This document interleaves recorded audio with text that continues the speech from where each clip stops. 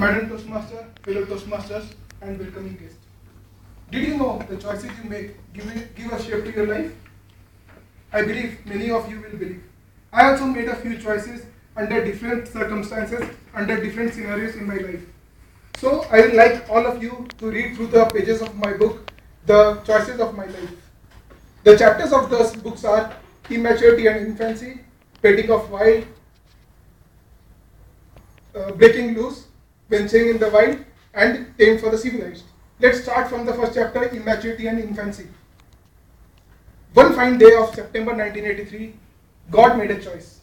He descended me to this planet Earth, wet, naked, hungry, and of course, unnamed. My head was big enough for baby Madhav to move easily. I will always fall down. And I was born in a town called Raniganj, which is famous for coal mines. Then the things got worse. The baby in me had a mammoth task. Even with those extra mass in my head, I had a mammoth task of recalling the name of 28 family members. And then on top of those 28 family members, they were the relatives of those 28 members. Still, I don't remember much of my childhood, but what I've heard from others is that I was a bit more on the naughtier side, with bits and pieces of stubbornness. During my nursery days, it was like I was one of the shortest in my age group, and then I was famously known for beating up bulkier, heavier, and the stronger guys whoever tries to intimidate me. During my childhood, I had an obsession with opening of closed household items. So suppose if I land up in kitchen unsupervised, then it will be a nightmare. Within a few moments, the kitchen will be a mess. Then let's move to the second chapter, that is Petting of the Wild. For my parents, I was wild enough, and they wanted the tiger in me to be caged. So they hired a ringmaster in the form of a teacher. So she had a unique way of punishing. She will put pencil and twist my fingers, etc.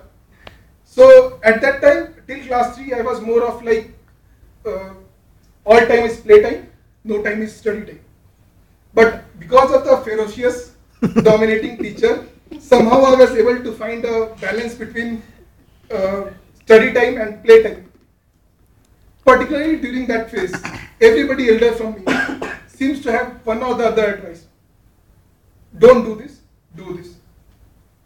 And I was not very happy at that phase, and I was more of a listener with a preset boundary which I should not cross, and which the tiger in me never liked.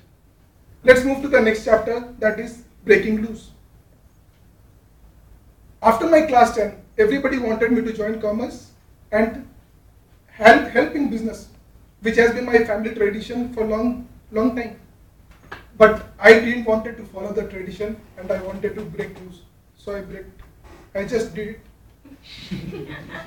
So I joined science to break the cage, and other reason were like most of my friends, whom we call as Chaddi Dost, were also joining science. So but I could not convince my parents to do both of my wish. So it was loosened up, but it was not free to go. So I had to join science. I studied science, but I joined business, which was a mustard oil business. But after 2 years of study and science, I thought tiger in me never liked it. I thought enough is enough. It's time for a change. So I thought to venture in the wild. Let's move to our next chapter, which is Venture in the Wild. I joined engineering in a city called Calcutta, which is also known as City of Joy. I was put up in a hostel where all the mates were Bengali speaking and carnivorous animal. At that time, I could not understand Bengali, and I was herbivorous animal. To me, this hostel seemed more like a hospital where where food was made by somebody who didn't know how to cook a herbivorous food, and I was expected to talk and understand others when others never used to understand me, neither I can understand them. So I had two options, either to go back and join the business, or venture in the white. So I think with differences it has great advantages also. Within a year I learned Bengali and I could mingle with them easily. We used to share our similarities and celebrate our differences. In the third year of my college, something special happened to me. The so-called Kishan Kanhaiya, which I was popularly known, was no more there. He was transformed into a characteristic of more like Lord Rama. And then in third year, as everybody said, love conquers everything. It conquered me at that time.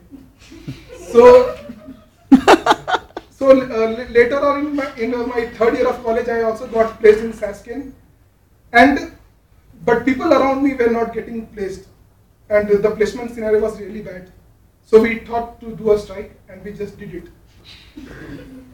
After 4 years of college, I thought, okay, enough of study. Now they have transformed me from a wild animal to somebody who was ready for the civilized. I should say, tamed for the civilized.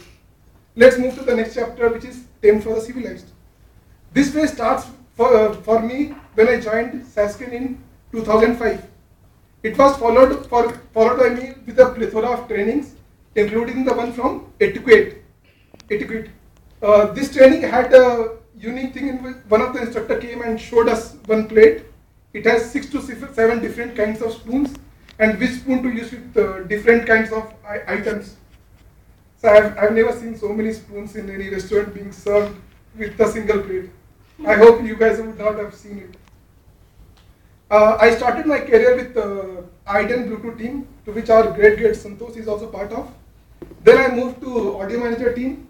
So in that team, I was the only resource working out in India. Then I moved to my present team, which is Android messaging team. When I look back, I see like choices I've made has shaped my life. And I believe life is sum of all our choices. Somebody has said, life is more like an onion.